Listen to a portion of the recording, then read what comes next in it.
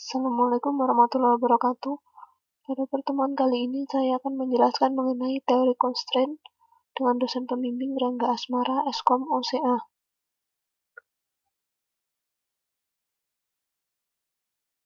Sasaran: memahami definisi constraint, dapat membuat constraint, dan dapat melakukan pemeliharaan constraint.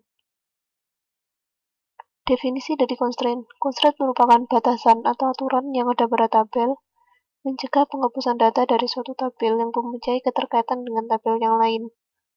Oracle menyediakan beberapa tipe constraint, diantaranya adalah not null, unique, primary key, foreign key, dan check. Sintak penulisan constraint. Create tabel, kolom data type, default ekspresi, kolom constraint, tabel constraint. Contohnya dapat dilihat seperti berikut, yaitu create tabel, employee, tabel kolom-kolom yang ada serta tipe datanya. Terakhir diberi kata constraint, IMP ID backup, tipenya primary key dari employee ID. Create constraint null. Suatu kolom yang didefinisikan dengan constraint not null tidak boleh berisi nilai null. Kolom yang berfungsi sebagai kunci primer atau primary key otomatis tidak boleh null.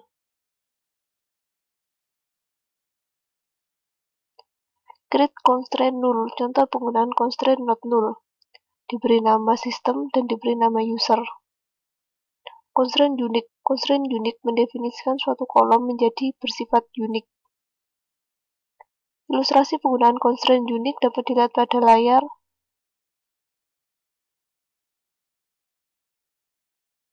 Constraint primary key. Constraint primary key membentuk key yang unik untuk suatu tabel. Kolom yang didefinisikan sebagai primary key akan mengidentifikasikan suatu baris data menjadi unik. Ilustrasi penggunaan constraint primary key.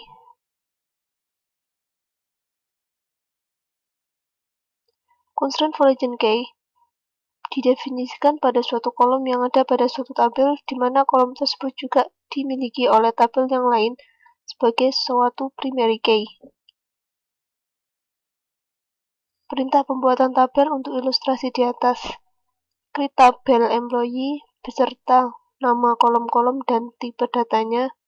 Diberi tambahan constraint IMP dep FK foreign key dari departemen ID, reference dari tabel departemen dengan kolom departemen ID. Constraint IMP email UK unique. Keyword dari constraint foreign key. Berikut keyword yang ada pada constraint foreign key. Foreign key mendefinisikan kolom pada tabel anak. Reference mendefinisikan tabel dan kolom dalam tabel induk. On delete cascade penghapusan baris depend dalam tabel anak pada saat sebuah baris pada tabel induk dihapus. Sedangkan on delete set null mengkonversi depend foreign key ke nilai null. Constraint check. Constraint check digunakan untuk mendefinisikan suatu kondisi yang harus dipenuhi oleh tiap baris data dalam tabel. Menambahkan suatu constraint. Alter tabel, nama tabel, add constraint dengan tipe kolomnya. Sedangkan untuk menghapus sebuah constraint, kita dapat menggunakan alter tabel, drop constraint tipe kolom. Mendisable constraint. Kita dapat menggunakan perintah alter tabel, nama tabel, disable constraint, tipe kolom, dan cascade.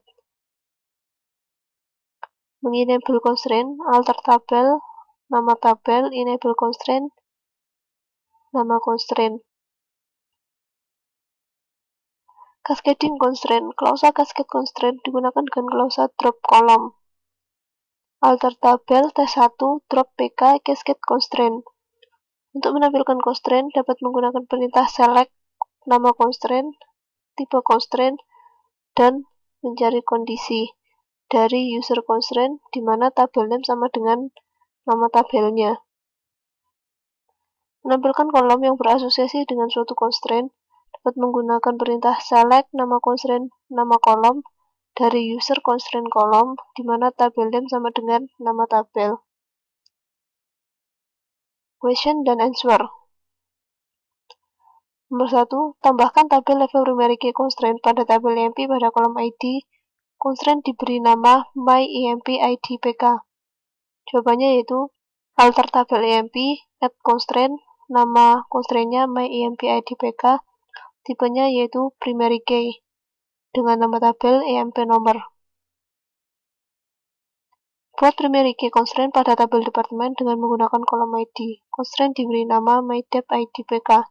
Jawabannya adalah alter tabel dep, add constraint, nama constraint myEMP_ID_pk dengan primary key,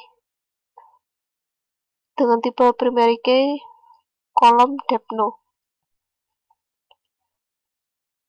Tambahkan kolom dep_id ke dalam tabel EMP. Tambahkan for region key reference pada tabel EMP yang memastikan bahwa data pegawai dimasukkan berdasarkan nomor departemen yang ada pada tabel dep. Jawabannya yaitu alter tabel dep, add dep_id number 5, alter tabel dep, add constraint ID dep_fk, for region key dep_id, reference yaitu dep dengan kolom dep_no. Nomor 4, tampilkan constraint-constraint yang telah ditambahkan dengan melihat pada view user constraint. Jawabannya dapat menggunakan perintah select, nama constraint, tipe constraint, source condition dari user constraint, di mana tabel name sama dengan nama tabel. Tampilkan nama objek dan tipe dari data dictionary user object untuk tabel EMP dan dep. Caranya yaitu select object name, distinct object type from user object, di mana tabel name sama dengan nama tabel dan nama tabelnya.